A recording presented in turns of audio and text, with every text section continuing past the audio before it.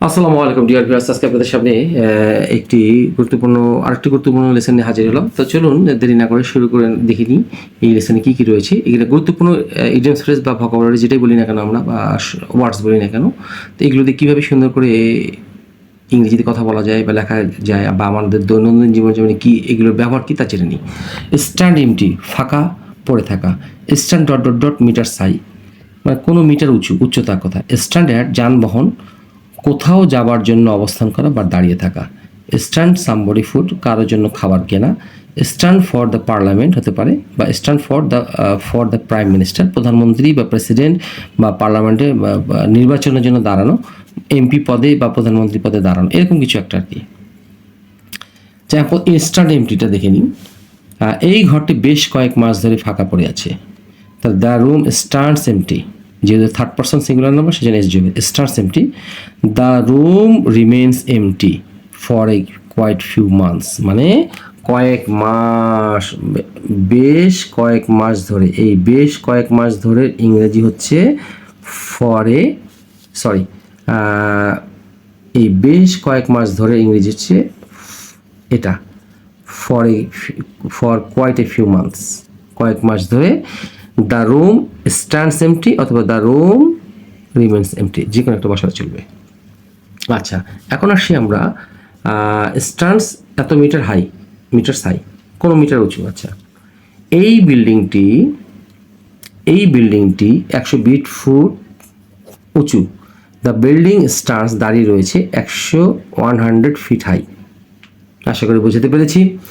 এখন আসতেছি stand at, যানবাহন, কোথাও যাবার জন্য অবস্থান করা বা দাঁড়িয়ে থাকা। 3 নম্বর এক্সাম্পলটি আমরা আসি। খুলনাগামী সুন্দরবন এক্সপ্রেস ট্রেনটি প্ল্যাটফর্ম নং 3-এ দাঁড়িয়ে আছে বা অবস্থান করছে। দ্য খুলনা বাউন্ড, খুলনাগামী সুন্দরবন এক্সপ্রেস ট্রেনটি, the Khulna bound train Sundarban express star, দাঁড়িয়ে আছে অ্যাট দ্য প্ল্যাটফর্ম নং 3। আচ্ছা, এখন এটি একটি ব্যতিক্রম ধর্মে একটু করার চেষ্টা হয়েছে। ট্রেনটি প্ল্যাটফর্ম নং 3-তে দাঁড়িয়ে আছে খুলনা উদ্দেশ্যের জন্য। The train stands at the platform নং 3 ফর খুলনা, এইভাবেও করা যেতে পারে। The train stands at the platform নং 3 ফর খুলনা। আচ্ছা, এখন আসি স্টুড সামবডি ফুড, কারোর জন্য খাবার কেনা। 5 নম্বর এক্সাম্পলটা দেখি। নূর আমাকে একটি বার্গার কিনে দিয়েছিল। নূর আমাকে একটি বার্গার কিনে দিয়েছিল। নূর স্টুড মি এ বার্গার, মানে নূর, বা এইভাবে করা যেতে পারে, Noor bought me a burger, অথবা Noor stood me a burger.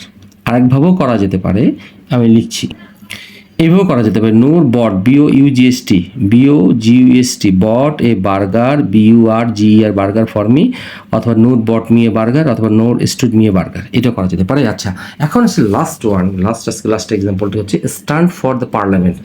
যদি বলি আমরা তাহলে বুঝতে হবে পার্লামেন্ট মানে নির্বাচনে দাঁড়িয়েছে, অথবা যদি বলি prime minister, stand for the prime minister, প্রধানমন্ত্রীর জন্য দাঁড়িয়েছে, বা এমপি পদের জন্য দাঁড়িয়েছে, তাহলে স্ট্যান্ড ফর দ্য এমপি।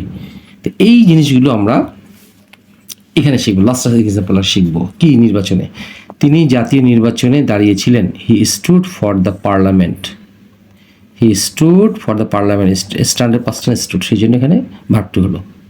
আশা করি আপনাদের লেসনটি ভালো লেগে থাকবে। ভালো লেগে থাকলে অবশ্যই লাইক, শেয়ার, কমেন্টস করবেন। আমি আবারও দেখানোর চেষ্টা করছি শুরু থেকে শেষ পর্যন্ত লেসনটি এক নজরে আপনারা দেখে নিন এবং না টেনে দেখার চেষ্টা করবেন, এবং এইভাবে এক্সাম্পল করার চেষ্টা করবেন। আর এইখানেই আমি আবারও দেখাচ্ছি যে এখানে দেখেন যে এই এক্সাম্পলটি খুব ভালো করে দেখবেন। Noor bought me a burger, Noor stood me burger, Noor bought a burger for me, এইভাবেও করা যেতে পারে যে নূর আমার জন্য বা কেউ কারোর জন্য একটি জিনিস কিনেছিল। আশা করি আপনাদের লেসনটি ভালো লাগবে। আসসালামু আলাইকুম।